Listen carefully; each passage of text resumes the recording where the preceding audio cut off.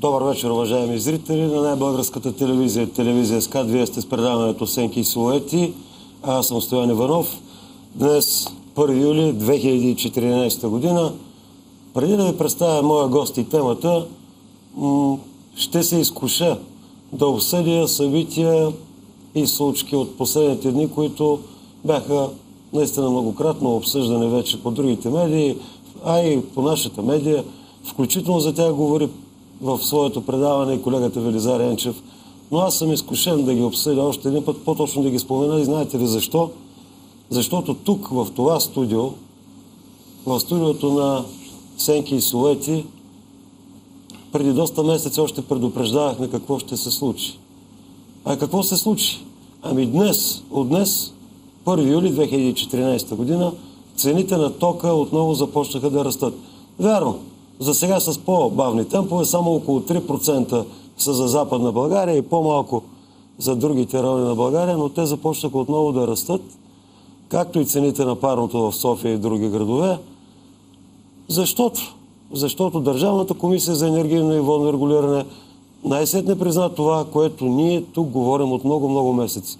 Българската енергетика е в колапс, загубите вече надхвърлят 3 милиарда лева. Да, вчера Държавната комисия за енергийно и водно регулиране призна, че има такава дупка в държавната енергетика, в държавните фирми в енергетиката, НЕК, Български енергиен холдинг, и предупреди, че цените ще продължат да растат, защото ако не растат, декапитализацията, или разбирайте, пътя към фалита на българската енергетика ще бъде сигурен.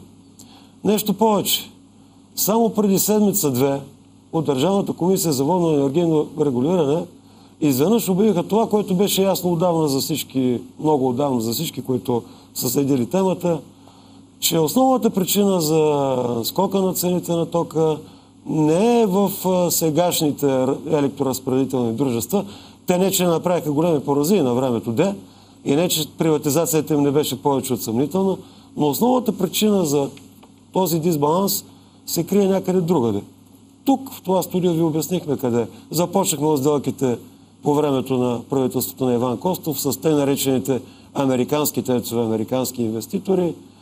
Сделки, които продължиха после при правителството на Сакскобургготски и ДПС и завършиха по времето на Тройната коалиция. Окончателно, последната от тях, впрочем, беше оформена по време на правителството на ГЕРБ. Да ви припомня ли за какво ставаше дума? Ами, става дума за това, че българската държава се е задължила да купува от тези два теца в Марица Изток електроенергия на много по-високи цени, отколкото купува от ТЕЦ Марица Изток 2. Държавната, все още държавната топлоелектрическа централа в Марица Изток. Говорихме за това как са били сключени сделките, колко са корупционни. Говорихме след това за схемите за източване на българската енергетика, за парите пръснати по АЕЦ Белене и за прословутия Цанков камък, язовир Цанков камък. А там, спомняте ли си, че един виден хидроинженер, най-видният хидроинженер на Република България, Ахмед Доган, имам предвид, беше получил баснословен хонорар от 1,5 милиона и се оказа невинен. Човекът, който редеше правителството, казваше кой да е министър и разпределяше порциите, получи 1,5 милиона от на практика държавни пари, макар и чрез частна компания, и се оказа, че той е бил невинен и че така реши българският съд. Вакханалията приключи с безобразния закон, който беше прият при предната тройна коалиция за тъй наречените ВЕИ-та. Т.е. за възобновяемите източници, имам предвид прословутите перки, слънчеви панели и така нататък, който обаче закон не само, че не беше променен от предното правителство на ГЕРБ, ами беше оставена тъй наречените инвеститори в кавички да се развихрят и да построят над 1200 мегавата нови мощности в България, които пак по договор България беше задължена да обслужва при преференциални цени, т.е. да изкупува енергията им с пъти по-скъпо, отколкото енергията на въпросния български ТЕЦ или пък на АЕЦ, Козлодуй и така нататък. Всичко това се струпа на гърба на българската енергетика и последното правителство, това, което сега отива в оставка, го знаеше. Впрочем, знаеше го и предното, и по-предното.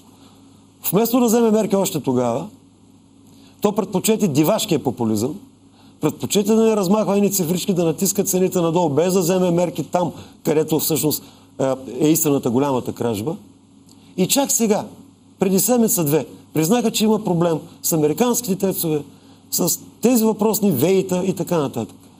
И решиха рязко да намалят цените, по които ще бъде държавните дружества изкупуват ток от тях, който ток после чрез ЕРП-тата продават на всички нас.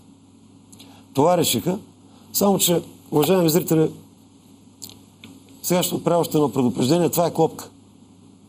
Това е поредната клопка. По принцип това е правилно, но начинът, по който беше взето това решение е поредната клопка. И знаете ли защо? Такова административно решение, чисто административно, вместо с преговори, с промяна на законодателство и всичко останало, както впрочем го направиха в Унгария, правилният начин, такова административно решение пада много лесно в съда. То ще падне и в български съдилища, ще падне и в съдилища, арбитражни съдилища на Запад. И тогава знаете ли какво ще се получи? Тези същите популисти ще си измият ръцете и ще кажат, ма ние го взехме това решение, пък виждате ли, лошите ни осъдиха. Не е така. Готвят ни нова клопка. Нова клопка ни готвят и тази тема, пък, за която ви говоря, за цената на тока, по един много логичен начин се свърза с една друга тема, банковата паника в България и банковата криза. Защото се оказа, че Корпоративна търговска банка, банката, която първа беше подложена на масирана атака, със съдействието, впрочем, на държавни органи, е един от основните кредитори на българската енергетика и то на държавните дружества в енергетика. Говори се за стотици милиони, а сумата дори някои споменават, няма как да я знаем, все още не е излязла аудита, сумата, които някои споменават е от порядъка дори на милиард, които Корпоративна търговска банка е дала на държавни дружества в енергетиката. Това знаете ли какво означава обаче в контекста на цялата случка? Означава, че този, на когото сега бъде продадена Корпоративна търговска банка, след като мине оздравяването от държавния аудит, тя ще бъде продадена, за да се върне държавата парите, които е вложила там. Този, на който бъде продадена, изведнъж ще се окаже основен кредитор на българската енергетика и не само това. Той в един прекрасен момент може да се окаже и претендент за най-сочните останали все още държавни къщета от тази енергетика. Като системите за пренос високо напрежение, да кажем, или ПАВЕЦ ЧАИР, да кажем, или пък някои други активи. Дано тази ми прогноза не се сбъдне, защото ако тази ми прогноза се сбъдне, тук ще става въпрос не само за грабеж, а и за национално предателство. И пак казвам, Корпоративна търговска, а после и следващата банка беше атакувана не просто заради частните интереси, битката Делян Пеевски и Цветан Василев. Тя беше атакувана и от българските държавни институции, като най-явно се намеси прокуратурата. Зададох го в това студио този въпрос миналата седмица. Господин Цацаров, ако веднага не вземете мерки да се поправите, какво очаквате, че ще се случи? Какво очаквате, че ще се случи с тези показни действия на прокуратурата, освен да продължи атаката срещу други български банки? И ето, случи се. Слава Богу, този път институциите реагираха доста по-адекватно. Паниката спря, защото българската банкова система като цяло наистина е много по-здрава от европейската. Паниката спря, но това е показателно за това едни политически заигравания с помощта на мощни държавни институции до какво могат да доведат. Казвам, вие не се сдържали да го коментирам всичко това, защото това беше обсъждано в телевизия, в репортажи, в предаване и включително и тук в това студио и отправихме с моите гости много ясни и точни предупреждения, че ще стане. И то стане. А сега ще говорим за не за българския бизнесмен, защото бизнесмени започнаха да се наричат в последните 15-20 години какви ли не хора. Като почнем от нея бизнесмени с дебелите вратове, минем през нея бизнесмени с, така ги наричат, с белите екички, които ограбваха, стояха на входа на изхода на държавните предприятия. и свършен с такива бизнесмени, като нея преуспелия бизнесмен на 33, за когото споменах преди малко, Делян Пеевски. Но, ще говорим не за бизнесмените, ще говорим за българския производител, защото, слава Богу, в България все още има хора, които нещо произвеждат, които нещо влагат от себе си, влагат и парите си, отварят работни места и продават и на вътрешния и на външния пазар. Но ще говорим за това как българският производител се намира между чука и наковалнята. И преди да ви представя моя гост, нека да видим първият видеоматериал.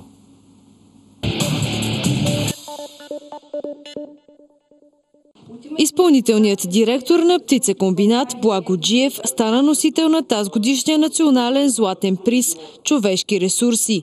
На специална церемония наградата бе връчена от управителния съвет на Фондация «Човешки ресурси в България» и Евроинтеграция и ред колегията на списание «Човешки ресурси». Отличието се връчва за висококачествена продукция, произведена от мотивиран персонал с разкрити работни места. Призът е позлатен в монетния двор на България и уникат, не само го наричаме златен приз. Честито, господин Джиев.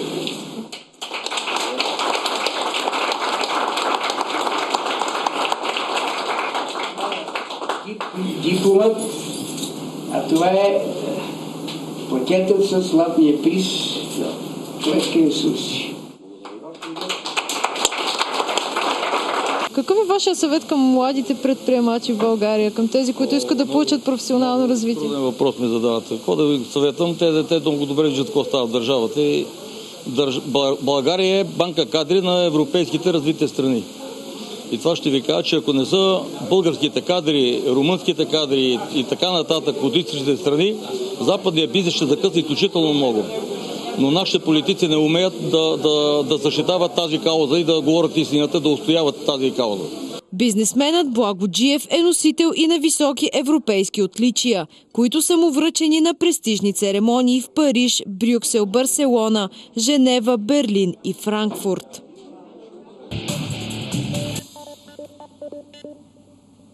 И така, за мен е удоволствие да ви представя моя гост, господин Благо Джиев, производител, носител на последната награда е Златния приз «Човешки ресурси». С него днес ще си говорим за българското производство, българския производител, не за бизнес, за производителя. И за това как той е поставен между чука и наковалнята. Чухте преди малко неговото мнение.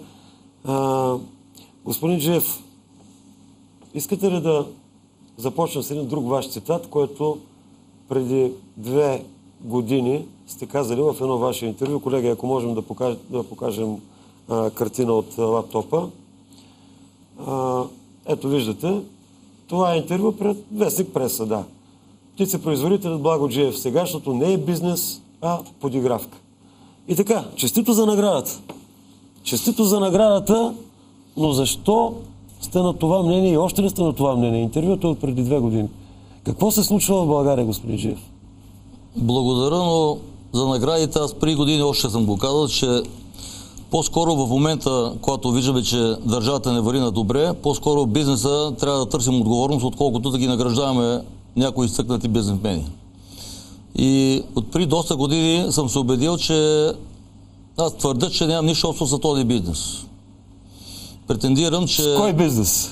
Този, дето се казва в момента, се нарича бизнес. Претендирам, че когато съм правил нещо, някакво производство, защото аз съм производител, така искам да ме наричат и вие добре го казахте, благодаря за това.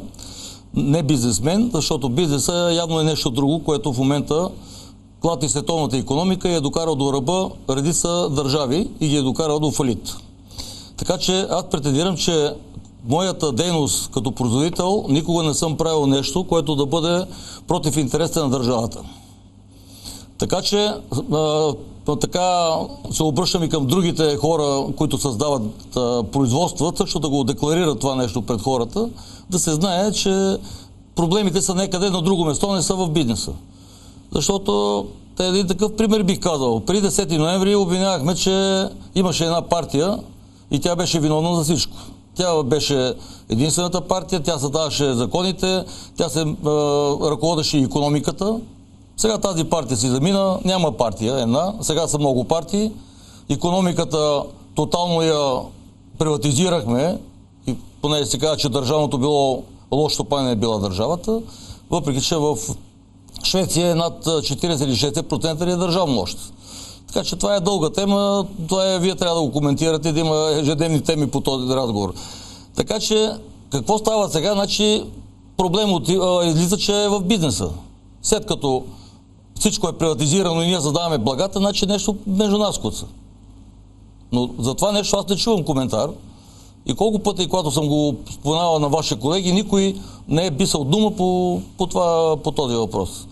Така че бизнеса в момента не е това, което се представя на хората, то е очевадно. 21 век живееме, в 2014 година.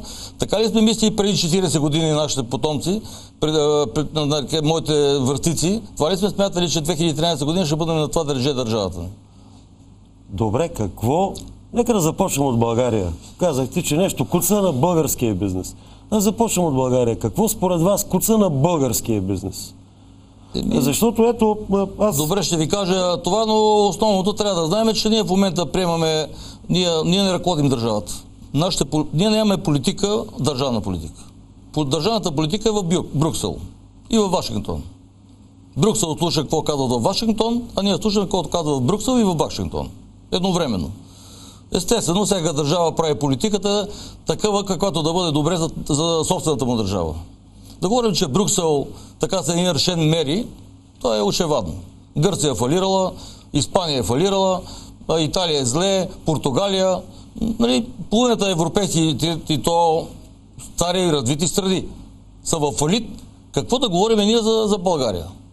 Така че положението е тежко и нашите политици, приемайки правилата, които обслужат вече интереси, корпоративни интереси, и то на банкери извън Европейския съюз, затова сме на този хал. Основното, което в България е, че ние сме разграден двор, ние нямаме граници от никъде. Всичко е хаотично и контрабандата е в огромни размери. Контрабандата, която за системата е жизненно необходима. Казвам, контрабандата е жизненно необходима, защото такъв коментар не съм чул до сега някой да дава такова изявление. За коя система обаче? Системата, тази капиталистическа система, в която толкова милеехме, толкова се гордеехме, че сме ние част от това семейство. Аз не знам дали можем да наричаме тази система... Европа. Не знам дали можем да наричаме тази система демократична, капиталистическа, не знам какво си. Според мен поне, това е системата на глобализма и крайния неолиберализъм, който беше наложен на Европа и на света. Демократични права дава и възможности на богатите, на олигарците и на властимащите. Така го определям. Но това са много малка част от населението, не само в България, в Европа и в света. Така че резултатите са трагични и това е целта. Хайде да се върнем. Вие споменахте контрабанда. Но да ви кажа контрабандата. Каква е моята теза? Пък някъде имате тук гости, политици, имате икономисти, нека някой да му обори, нека да му убеди, че не е така. Искате ли преди да си кажете тезата, аз да ви покажа едни материали излезе в медиите. Колеги, покажете ни снимка едно, ако обичате. Много интересни материали, ще направя впечатление. Подбирал съм материали, които са точно от вашия бранш. Така, НСБОП, тогава още имаше НСБОП, сега не се казва така, Националната служба за борба с организираната престъпност удари канал за контрабанда на пилешки бутчета. Знаете ли от кога е този материал, господин Джиев? 2000-та година. Хайде сега да погледнем, това е вестник сега. Хайде да погледнем следващия материал. Това е дневник. Дневник. Митниците пресякват контрабанда на пилешко месо. 2002 година. Следващата, ако обичате. Там пък има тук 3 арестувани, които за 15 милиона направили контрабанда отново на месо, главно пилешко и не знам какво се още друго. Това за мен са поръчкови коментари. Това е 2003, даже в ъгълчето на статията, ако могат да прочитат нашите зрители, пише главният секретар на МВР, генерал Бойко Борисов, който гордо се е пъчал по време на тази акция. Да. Тогава още не бяхме в Европейския съюз. 2000-та ви показах, 2002-та, 2003-та. Какво става, Бога ми? Нали, всяко правителство от тогава насам говореше как се бори. Ето тук в статии хванахме, бихме се срещу... Вие ми казвате, контрабанда винаги имало, но тя беше доста значително ограничена. Откакто влезахме 2007 година в Европейския съюз, контрабандата се увеличи в пъти. Сериозно? Да, сериозно. Аз преди да влеза в Европейския съюз, аз съм мечтал, смятах, че нали, така са ни учили европейските ценности, че там са къде във всяко едно отношение по-напред, и като интелект, и като ред, и дисциплини и така нататък, и правила. И да има, и че лоялната търговия и бизнеса са далеч по-добро положение. Но нищо такова не се получи. Както влезем в Европейския съюз, нещата загробяха изключително лошо. Нашите държавници така са подписали за нашето присъединяване и изпълняване на разпоредби и правилата на Европейския съюз и след това започнаха да излизат неща, които въобще не са ги чували, не са ги виждали. Ама това е защото... И правила, които не важат за Европейския съюз, важат за нас. Ама това е защото подписахме, между другото, главен преговарящ беше великата реформаторка Меглена Кунева, не сте забравили, нали? Това е защото подписвахме като селски кмет. Всичко, което не поискаха, ние се съгласихме. Поляците се бориха. Унгарците се бориха. Не случайно поляците стартираха с двойно по-високи субсидии, между другото точно във вашия сектор и в земеделието, отколкото ние. Не случайно те си извоюваха субсидии за отделни отрасли на хранителната, подотрасли на хранителната промишленост, а ние не си ги извоювахме. Нещо повече. Знаете ли, че бях попаднал на куриоз, че Гърция има 15 пъти по-висока квота за износ на праскови от България. Гърция, която винаги е произвеждала в пъти по-малко от България. Но тя ги получи субсидии и сега в момента Гърция изнася праскови. Фалиралата Гърция. А ние, квотата не е...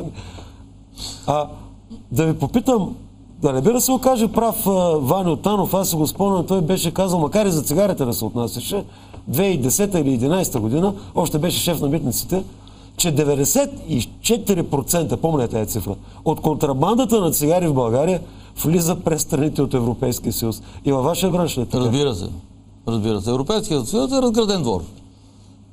Просто там си влизаше, всеки го знае. И тогава беше парадокс от Косово, идват при мен да купуват пилета. И аз им казвам, интересна работа, тук през Македония влизат такива огромни контрабандни канали има. Казвам и през Гърция влизат контрабандата. Вие в Косово, там минава контрабандата, вие идват от нас да купувате, много ми е интересно. Той каза, знаеш какво ще ви кажа? България казва, има държава, но няма граници. Косово няма държава, но има граници. Ага. Така че този разграден двор не е от вчера, но искам нещо друго да ви обърна внимание, което да го поставите на хора, които така претендират, че сте икономисти, политици и така нататък. Че след като контрабандата в такива огромни размери, тя е за мен, контрабандата и сивата икономика са синоним едното на другото. Добре, как влияе тая контрабанда? Защото тя не е само аз. Извадих примери с месо и пилешко месо, защото вие сте в този бранш. Но сега мога да ви покажа... Контрабандата е нещо добро и сивата икономика за системата. За системата. Защото без наливането на нови печати, на нови пари, просто тя не може да съществува. А за българския производител как се отразява?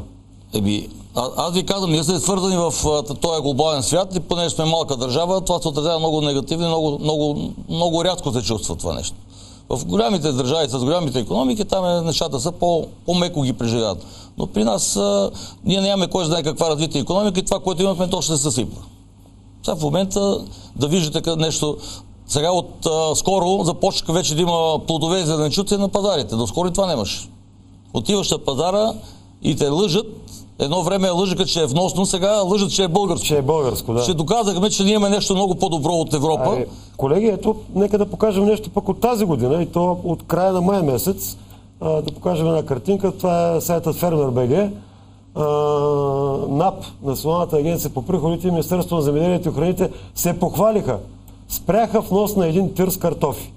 Сега в интерес на истината бяха направени няколко акции наистина от тази пролет във връзка с българските зеленчуци, оранжерини и така нататък, но факта си е факт.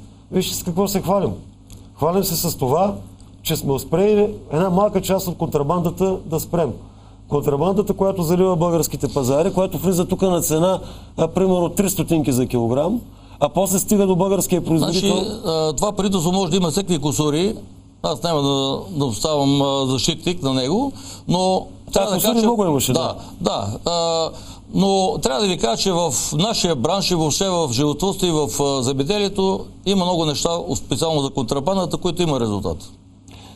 Защото преди 4 години контрабандата беше нечувани размери и съсипа маса предприятия фалираха. Но това остана скрито, нито се пише за него, нито се коментираше, но нещата бяха страшни тогава. Тук от нова година специално се създаде нова структура за борба с контрабандата, такива мобилни групи и има резултат. 100% не е, никой не е бил 100% и както давате там репортажа от 2000-та година, и тогава имало контрабанда, и тогава имало такива изявения, но тогава имало на приливи до отливи. Тогава Съюзът ТЦВ-та, като направим една пресконференция, пишеме няколко статии и нещата нека си че има веднага резултат. Няколко месеца нещата се нормализират. Но сега да кажа, че в нашия бранш птичето месо не стига. Искате да ми кажете, че... Няма производство, защото... По времето на правителството на ГЕРБ, това искам да го чуя добре нашите зрители, специално във вашия бранш е имало огромна контрабанда. Това не ми казвате. ГЕРБ!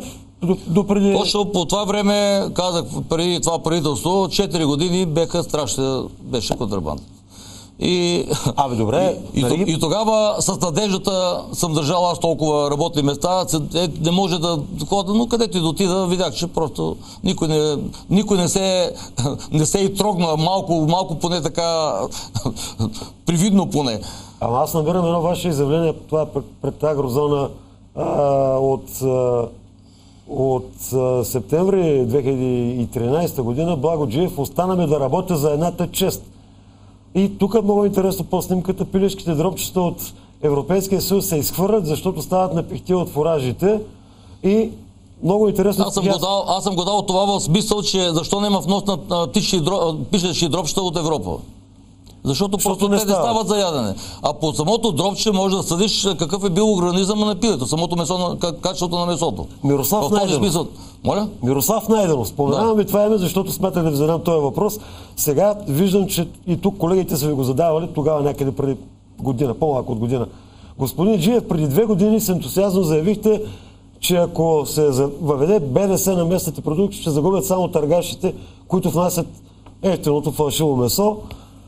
Какво стана обаче, нали? Имаше там стандарт Стара планина, аз доколкото си спомням, отначало производителите го приеха ентусиазирано. Аз съм го казал много пъти, че това е нещо най-неграмотното нещо, което е пускано в действие. А т.е. добра идея пак повалена. Това не е стандарт, а това е вид рецепта. Значи стандарт е, когато се казват тези неща са вредни, те са опасни за здравето и те не може да се ползват. И може да се ползват тези кои си неща. Тук няма такова нещо. Тук е един вид рецепта как да се направи един колбас, който беше пълен парадокс. От птичето месо трябва да махам аз кожата на пилето и да слагам сланина, за да произвеждам Стара планина, което е пълно безумие. И аз не мога да направя 100% пилешки продукт. И това е стандарта Стара планина. Значи аз не мога да направя птичи кревиши 100%. Трябва да махна кожата, да не е машинно обезкостено, да го смела месото и да сложа сланина 20% и да направя кревиш. Това е кревиш Стара планина. Това е вид рецепта, който е пълно безхаберие. Добре. Тая думичка безхаберие, честно казвам, не обичам много, защото стана клише, ама как мислите, бе? Това от неразбиране, от глупо се го направиха, защото все пак в министерството има специалисти. Аз мога да го разбера. Значи някаква смесица. Освен някой да се е подиграл с тях и да го е въвел от месоправодателите, да го е пробутал тая рецепта и да им е служил едно наименование, защото там са правили някакви експерти, в кавички бих казал, са го направили. Но за мен е пълно безхаберие. И още го съществува тая Стара планина. То не е въпросът, че съществува. Но в моите магазини, идеята беше да се от моите другите колбаси има търсен, отколкото Стара планина. Защото колкото и да е прехвалено, когато пробват един продукт, дали му е вкусен, дали не е вкусен, пазара казва. Добре. Винаги обаче се е смятало, че хората вече предпочитат да търсят българското, защото в повечето случаи, не всички, сега и български производители има доста съмнителни, за жалост, но в повечето случаи то е по-качествено от това с неясен произход, което се внася по незнайни пътища. И между другото, много често се настанява и по рафтовете на големите търговски вериги, а и по всички видове магазини. Качеството на производството, вкуса, истинския вкус, не е ли някаква гаранция, някаква спирачка срещу тая контрабанда? Контрабандата, например, големите вериги, понеже са големи вериги, те са недосегаеми. Те не подлежат и на финансови ревизии, не подлежат да плащат и корпоративен данък. Чакайте бе, нали ги проверяваха още от НАП? Кога са ги проверявали? Имаше скоро тук някакви репортажи. Аз съм говорил с хора от НАП и от стопански полиции, така и са ми казали, че там е невъзможно. Така е направено четвърто, че не е възможно да се направи финансова ревизия. Не подлежат на финансова, нито на насрещна проверка. Това го запомнете от мене. Нека да проверят и да го кажат, те лично. Но друго нещо сега. Така че ми излезе от мисълта. Специално за контрабандата. Контрабандата голяма част влиза и те се разрешили на тези веригите. Имат и тражорни, правят си разфасоване и след като при тях не подлежат на този контрол, контрабандата се минава много по-елегантно при тях, отколкото при нормалните производители българските. Тук като говорим за контрабанда, говорим за нелегален внос, вкаран нелегално или пък на занижена. Значи нелегална контрабандата, тя е свързана с сивата икономика. Добре, но ви казах нещо друго, което също искам да натякна на него, защото то е много важно, то е най-същественото. Контрабандата и сивата икономика са необходими на системата. И не дайте да смятате, че Брюксел иска да изкорени този порок. Ако го изкорени, икономиката блокира. Разбирате ли? Ако няма днеска, това си го казват икономисти, ако няма печатане на нови такива електронни пари и нови задължения, никоя държава не може да направи брутния вътрешен продукт. И това води до стагнация още повече на икономиката. Значи, всичко, което се създава, всички пари, които се създават, водят до едно. Сега, може на някой да му звучи неестествено, но това е заробването на държавите. След като толкова държави има вече в фалит, изядане няма. Има тук достатъчно в интернет филми, за Сърбия преди косовския проблем, 5 милиарда имало дълг Сърбия, в момента има 184 милиарда. Всички републики. Какво ти говори това? На къде вървим? Напред ли? Развиваме ли се? Спасената Гърция, знаете ли, че имаше 120 милиарда дълг, а сега като спасена има вече 250 милиарда. Просто съобщавам ви цифри. Минахме на по-големия, на глобалния проблем, за те наречената неолиберална икономика, глобалистските тенденции, как всички в целия свят ще станем едно голямо село, как едва ли не трябва да има държава, как не трябва да има регулация, как свободния пазар ще да реши всичко. Вижте, ако тук американец е писал тази книга "Конспирация на богатите", ето го българско издание, който иска да прочете, тук е написано всичко. Кой командва света, как го командва, как се създават парите. От преди 100 години Федералния резерв, както е в Америка създаден 913 година, уж да не създава, да няма финансови кризи, а той е в авангарда на тези кризи. Те не са нещо случайно. И ще само, те го пишат, 3% от доларите били само имало банкноти. В останалите всичко е в компютъра. И като ви казват, че трябва да имате кредитна карта за ваше удобство, това е тяхната истина. Другата истина е, че няма пари просто в обращение. То ги няма, те никога не ги имало. Значи има известна разлика между парите, които са просто в банкноти, парите, които са иначе в други видове инструменти, те са пари. Другите, те не са създадени от производство. Те са създадени така от въздуха. Както и да е, няма да спорим за това, на мен ми стана друго интересно. Няма да спорим, но трябва да се знае. То не е тайна и то не е нещо, което казвам някаква новина в момента. Много хора го знаят, но не искат да го коментират, но това е положението. И тези хора, които ги създават тези пари, те ни създават правила как да живеем. Ние ни говорят за криза. Ще се съглася с вас, че наистина точно тези хора, които създават тези правила, не доведоха и до тази криза и общо взето дърпат конците на целия свят. Впрочем, голямата криза, която започна 2008 година, беше причинена точно от такива действия. Тя беше причинена от една гигантска спекулация. Аз лично смятам, че това е най-голямата измама в цялата човешка история. Там Ипотечните кредити там е. Ипотечните, те върху тези ипотечни кредити имаше едни други ценни книжа издаваха и така нататък, да не говорим, но създаде се един балон от порядъка на 12-15 трилиона долара, които наистина не съществуваха. Те не съществуваха. И това предизвика цялата тази криза, заради която, впрочем пък, и американската икономика никак не е добре, защото ние казваме Съединените щати, но тези хора ограбиха и Съединените щати. И Америка в момента е затънала в дълго, икономиката и не е в най-цветущо състояние. Това обаче е по-голяма тема, на мен ми стана интересно друго. Как един български производител, който сигурно си има... Колко души работници имате, впрочем? В момента. Виж, ако над 300 души работят, но това... Добре, над 300 души работят. Аз вече съм се подготвил при нови такива сътресения и контрабандата, защото сега ще има нови избори, не знае как ще се развият тези неща. В момента бизнесът от половин година ни е добре, както не е бил добре от много години. Но явно, че пак ще има някакви сътресения, има други интереси. Тия европейски ценности, които непрекъснато се споделят и за реформаторски блокове и така нататък, просто ще видим, нещата ще се покажат. Съм готов, както миналата година бех решил по едно време, но ми се размина, нали? Явно, че това предприятие не може да работи за толкова голям персонал, защото е много рисковано и е губещо. Това е социална политика, която аз го водя. То не е разумно.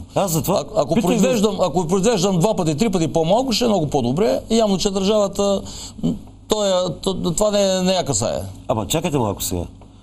Друг въпрос исках да ви задам, а сега ми стана още по-интересно. Тоест, как държавата не я касае? Според мен, не оставете.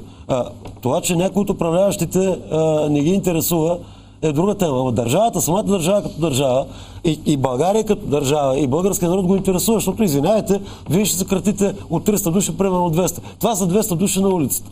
По-малко производство означава, че още и други хора, които доставят за вас... Тук преди една седмица четеме информация, че от Брюксел ни нареждат, че не може да забраняваме водното съдържание в месото.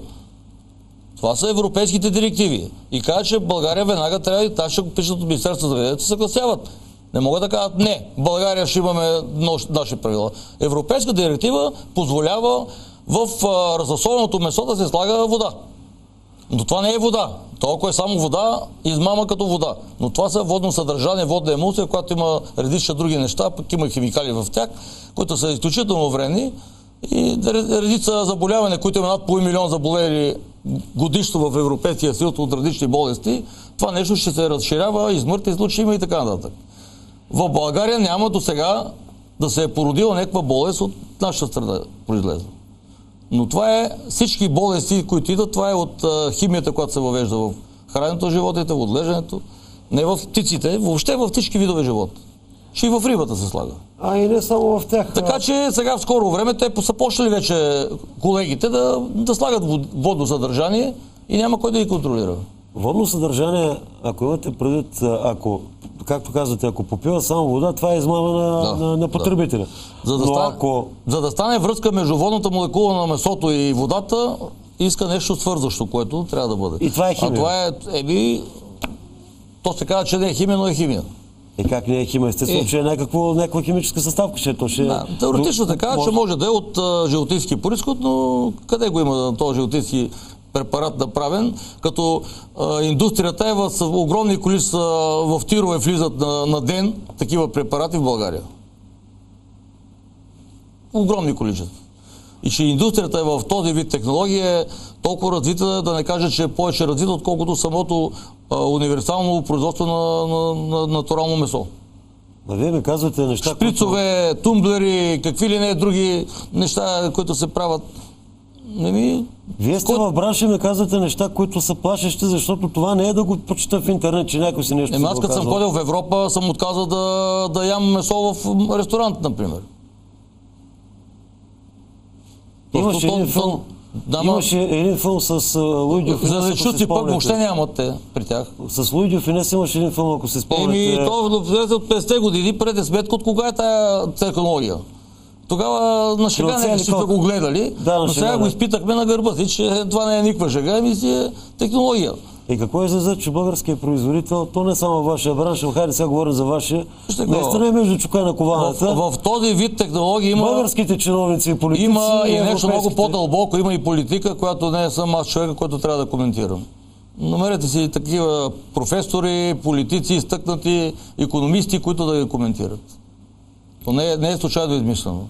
Защото това за хомосексуализма, де се разширява в такива темпове всяка година, всичко това е плод от храненето на начина на живот на хората. Аз, между другото, съм попадал на такива статии, че заради тези хормони, с които се тъпчат храните, се променя хормоналния баланс на децата и на хората и действително някои заболявания биха могли Тогава хуманен доктор го каза това нещо, което имаше с някакво дете, дето се развива на 7 години и понеже ме питаха мен и аз казах, ще възможно е непълно и тогава се прехвърли и топката към мене, че аз едва ли не съм го измислил това. Но това е истината.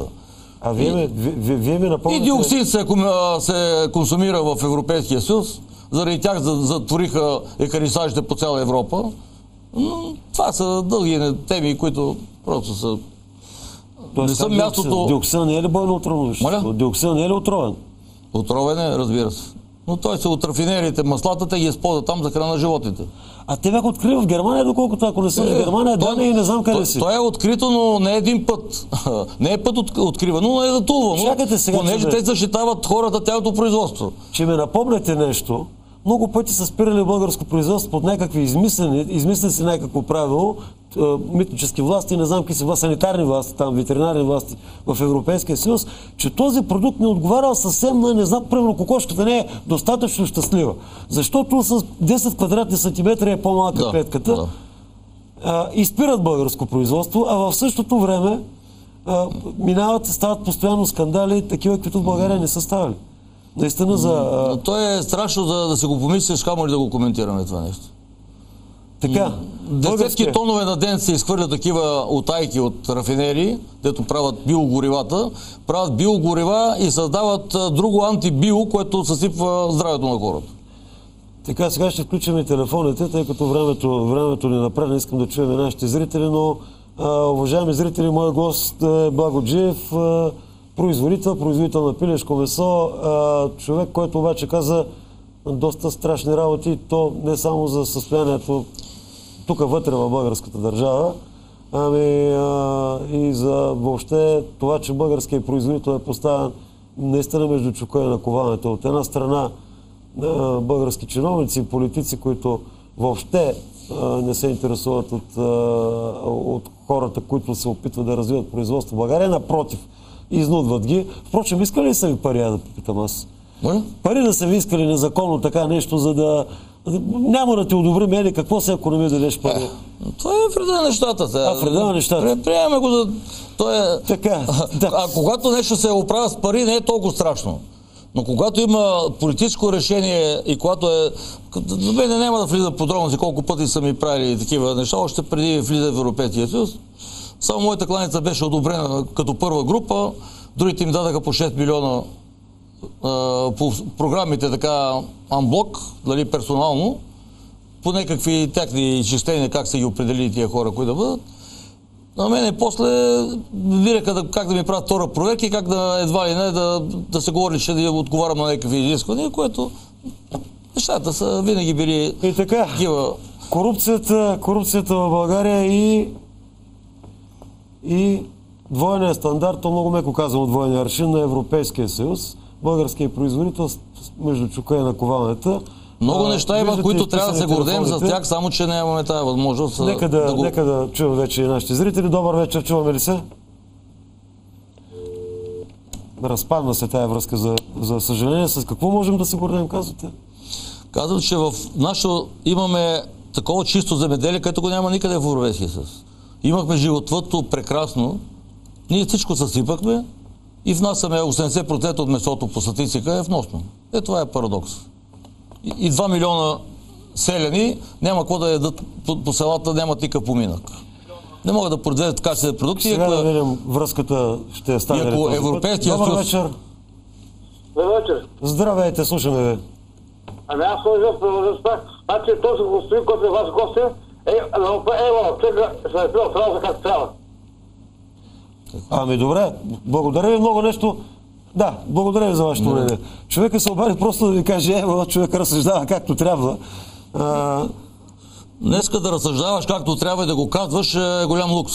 Това да ви кажа. И това, което го казвам, също ще има някакви последствия. Това беше съзнателна политика според вас, както от страна на Европейския съюз, но като казвам Европейския съюз, няма предвид обикновения французен. Европейския съюз изпълняват нечие нареждане, но там океатъм от Вашингтон. Така е на българските политици. Така че всеки по-ниш и политик трябва да се хареса на неговия началник.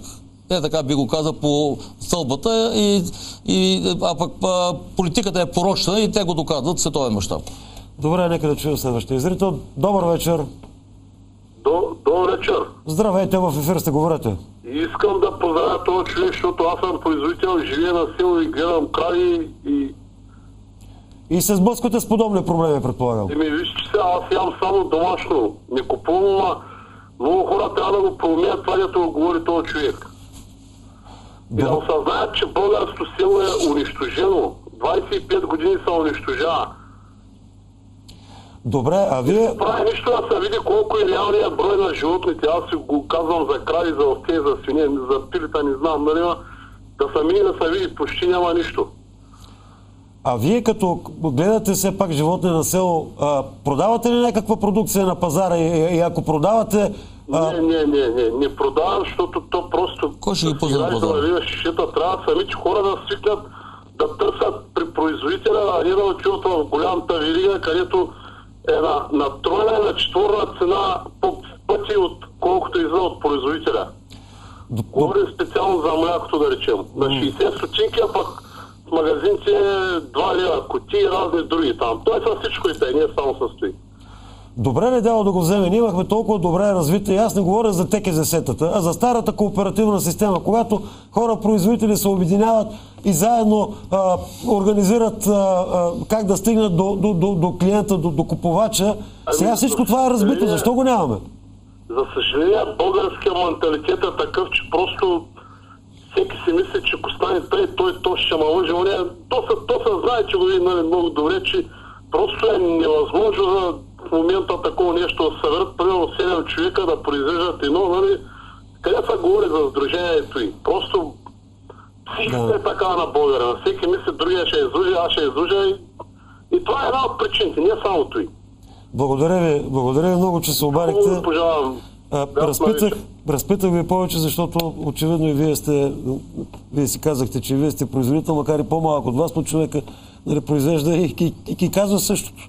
Сблъска се със същото, му е невъзможно просто да стигне реално до пазара. Европа и Брюксел, ако видят за всички държави така с един аршин да мери, трябва тук да даде директно на този човек, дребния производител на село, директно да му даде пари. Не да минава през АПАРТ, други програми, да минава през междинни такива фирми, които да му правят проекти, да обират парите и така нататък, и рушвети и така нататък. А кой предложи? Директно трябва да се дава и тези продукти, тези 2 милиона щека да произвеждат зеленчуци и животни и щехме да храним голяма част от европейците за качествено месо и зеленчуци. Това ще да питам, кой предложи? А това не че не ги храним, нас ни хранят с други такива буклуци, които ги влазват къде ли не. Естествено да, защото тук останахме само пазар. Тук от арабския свят ни внасят зеленчуци. Кой предложи и кой се съгласи при нас да се дават субсидии не само, че в пъти по-ниски, ами на всичкото отгоре да бъдат за единица площ. Това знаете ли какво означава? Това означава, че ще развиеш само голямото, едрото зърно производство. Там, където има много работна ръка, където се произвежда много по-голяма принадена стойност в зеленчукопроизводство, животновъдство и така нататък, за там до сега поне, сега се опитват да предоговарят някакви суми, нещо да отпуснат на хората, само че фактите са факти. Като идват преди избори при мен, аз им обяснявам тия неща, те ме гледат така, няма и разговор, няма диалог. Стига бе, сериозно ми гледат така. Или го не разбират въобще това нещо, или си мислят, че това е безписано, което го говоря. Защото това не е... им се струва нещо много, много сложно. Защото да защитаваш националните интереси, това е много сложно нещо. Много е по-лесно, като дойдат европейците, тук да им се умилкваме, да им европейци, говорим американци, за турци, руснаци, който да ги ласкаеме. Да. И който идва от тях, пред мен са идвали много и ги виждам как действат. Но веднага вади попа и почва да Следващия зрител. Добър вечер. Ало, добър Здравейте, вечер. слушам ви. Здравейте. Искам да попитам господин Джиев, продава ли тези пилета, които отглежда на българския пазар и къде можем да ги намерим? Сега, един момент. Да. Аз ще ви кажа, че продава. Той е производител, продава господин Благоджиев, но не мога да ви кажа точно къде, защото ще бъда глобен от СЕМ. Предаването не е рекламно. Ама вие имате интернет, проверете си, ще се досетите. Да. Има ли страница в интернет, в която да проверя? Ами, проверете, има, разбира се. Наистина, аз ви помолих в началото на предаване, без споменаване на конкретни магазини, име на фирма и така нататък, защото наистина ще бъдем глобени за реклама. Целта ни не е да направим, извинете, не е да направим реклама лично на вас, знаеме, че, макар че е известно, че вие сте един от стабилните. Значи моето присъствие тук няма такъв смисъл. Да се рекламирам, аз рекламата не я обичам. Който се интересува и търси качествено месо, той ще го намери. Така че... Нека да чуем следващия зрител. Добър вечер. Добър вечер. Слушам ви. Значи, едва на господин Киев, обаче той като повече така, къде е ходил по света, има ли в някоя държава от Япония до Щатите професия ликвидатор? Професия ликвидатор. Дали има в някоя държава от Япония до Щатите? Това зрители ви питат дали в някоя държава от Япония до Щатите има професия ликвидатор. Вероятно имаше предвид ликвидацията на времето на селските стопанства. Дето един беше казал, аз съм пратен не да сея, ами да ликвидирам. Да ликвидирам. Аз ще му отговоря, има. Само, че тази професия не се разбира така, както беше употребена тогава в България, а тя беше употребена по най-вандалския начин. Не да се реформира, промени българското земеделие, а да бъде унищожено. Помня като сравнително млад журналист тогава в началото на 90-те години, че съм правил репортажи с и то племенни животни, товарени на кораби, овце, майки, крави, елитни, докарване тук, десетилетия работено по селекцията им от най-добрите световни породи, а товареха ги на корабите и ги изнасяха и ги продаваха. Даже имах един скандал тогава с един тогавашен министър, но това са стари работи. Още не бях в телевизия с Кати Филин, Бургаски вестник. Чудовищно беше, наистина. Припомните ми този период. Чудовищно беше, лошото е, че вандалщината, както виждате, продължава, макар и не с такъв размах, защото то няма толкова останало. Звънят ми двете телефонни линии, напредване времето, нека да уважим нашите зрители. Добър вечер. Добър вечер. Слушам ви. Искам да свържа с текущото предаване на телевизия. В момента сте директно в предаването, аз съм водещия Стоян Иванов и аз пускам тук от едно бутонче телефона, не знам кой се обажда, говорете. Но изключете звука на телевизора, по телефона ме слушайте. Да, добър вечер. Да, говорете, в предаването сте. Поздравя вашия гост, Благоджиев. Говорете, не слушате. 1000 души като него. В България българските жители ще живеят 1000 пъти по-добре, ако има още 1000 души като него. Благодаря ви много, разбрах ви. Сега, уважаеми зрители, очевидно не всички от вас разбират, но много по-добре е, когато чуете моя глас в телефона, в телефонната слушалка, да спрете звука на телевизора и да си говорим през телефонната слушалка, а не да чакате да се върне звука от телевизора, защото има известно закъснение. Получава се ехо. Неприятно е за зрителите, губим време, а и не се разбираме добре. Така че спирайте звука на телевизора, когато ми чуете гласа в телефонната слушалка. Много ви моля. Следващия зрител. Добър вечер. Добър вечер, вие сте директно в ефир. Добър вечер. Слушам ви. Добър вечер, господин Иванов. Казвам се Георги Николов. Фермер съм от Плевен. Слушам вашето предаване и това, което каза господина, е абсолютно вярно. Никой не мисли за българските производители. Просто за тая, като вие споменахте за кооперацията, аз бях по покана на РСА в Германия. Точно така. Там в Германия, в бившата демократична република, е направена кооперация. От стопанските дворове не е изчезнало едно болче. Едно болче, а от нас в България не е останало едно болче.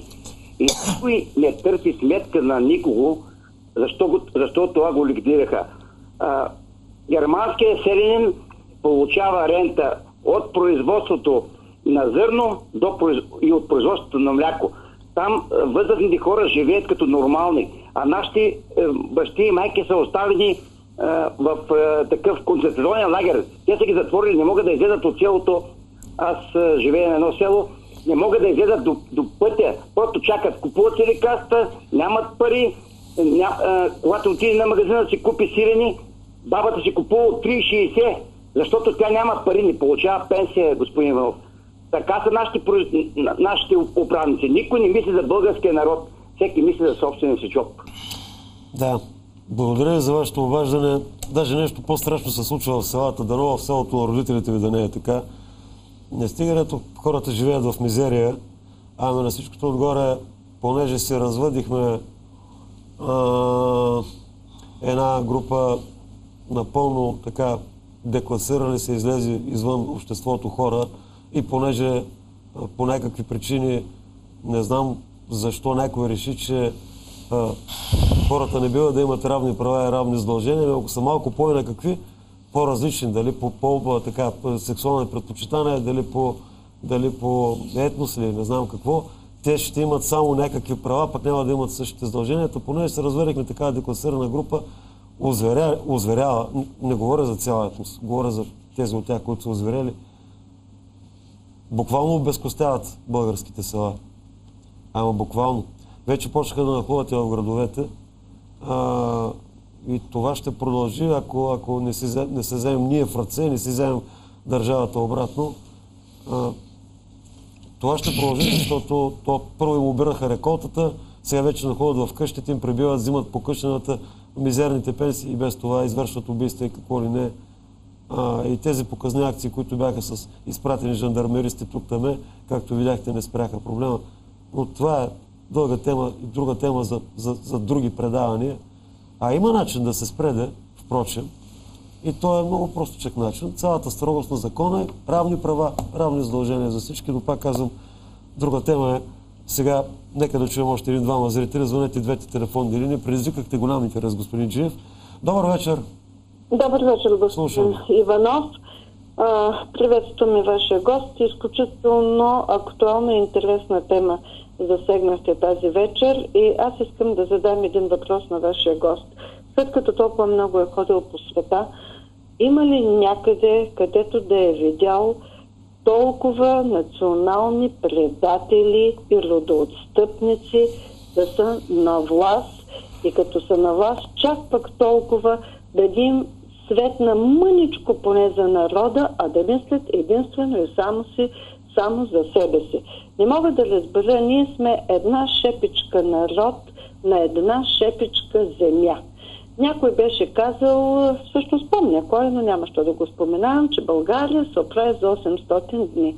Не за 800 дни. Може да се оправи за 800 делено на 2. Стига да иска само някой да я оправи. Много бързо и много лесно можем тези разрушени заводи не могат толкова лесно да се възстановят. Вярно е, защото аз работя на место, където от Варна се обаждам. Да не говорим, че за завода, който произвеждаше перални, да не говорим за завода за манометри, да не говорим за завода за двигатели с вътрешно горение. Ако всичкото това нещо беше действително се модернизирало, реконструирало и така нататък, и да бъдем членове на Европейския съюз, не за да бъдем кохчето за буклук на Европа, защото в момента демократична в кавички Европа не превърна в едно кохче за буклук, където да се продава старите коли, където да се продава развалените меса, дали не изядохме луди крави, дали не изядохме там от Белгия някакви си какви птичи меса бяха заразени и какво ли още не изядохме, за това сме болни. Всъщност, ако искахме да се оправим, ние можехме да се възродим и да се модернизираме нашето производство, защото то беше много по-хубаво. И ако исках Добре, аз ви благодаря, съгласен съм с вас. Благодаря ви, ще ви прекъсна, защото свършва времето за предаването. Да дам възможност на господин Джиев да отговори на въпроса ви. А въпросът беше простичък, като сте обикаляли по света, безсрещали сте някъде другаде, в някоя друга страна, която иначе целуната от Господа като природа, пък и в интерес на истината и много свестни хора има в нея все още. Срещали сте обаче толкова много национални предатели, то в управлението? Вижте, национални предатели навсякъде има. Ама управляват ли държавите си? След като толкова държави има в такова критично положение, значи винаги са управляващите били виновни за това. И накрая, за да приключим, вие го бяхте казали тук в едно интервю, че само за едната чест продължавате да произвеждате. Само за едната чест продължавате да произвеждате, ама все пак гледам, стискате зъби, уж се отказвате, но не се отказвате. Някаква нотка на оптимизъм все пак, нали? Все пак има начин да тръгнем напред. Според вас. Както има една максима, надеждата умира последна. Човек винаги се надява на нещо, за нещо по-добро, но този неолиберален на политика, дето се води в момента, е пагубна за човечеството. И докато го отсмислят, защото има достатъчно вече информация, но специално българите са много малко информирани по този въпрос и медиите имате вина за това да бъдат информирани повече. Аз виждам, че има тази книжка, ако прочетат, коренно по различен начин ще мислят. Аз виждам, че има такова други настроение политици, в целия свят и в Европа също. Ще дам пример Унгария, но тя не е само Унгария. В Унгария управлява един човек, който се противопоставя. Дошъл, той не си е пробил пътя от един път, не са го дигнали на ръце, но сега виждат вече няма кой да го спре.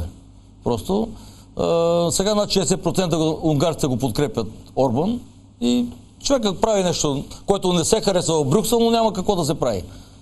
Той ще си проведе политиката, след като унгарския народ е зад гърба му, но в България така е раздробена и хората така са ушешавани, така да се каже, че просто не знаят вече на кого да вярват. Всичко е смачкано.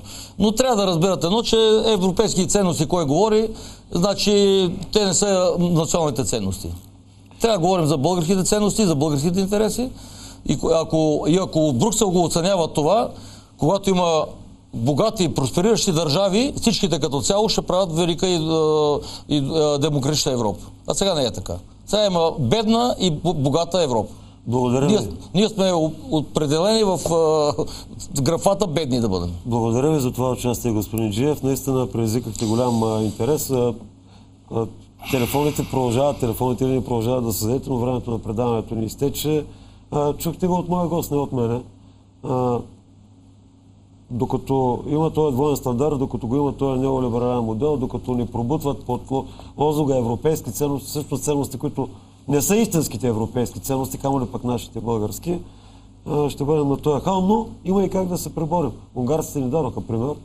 Да, много скърцаха зъби, много го обвиняваха, обаче, и не само унгарците. Всъщност аз си мисля, че нещата все пак зависят от самите нас. Да, ушешавани сме наистина. Много ни ушешавиха с тези медии, с тази чалга, всичко останало.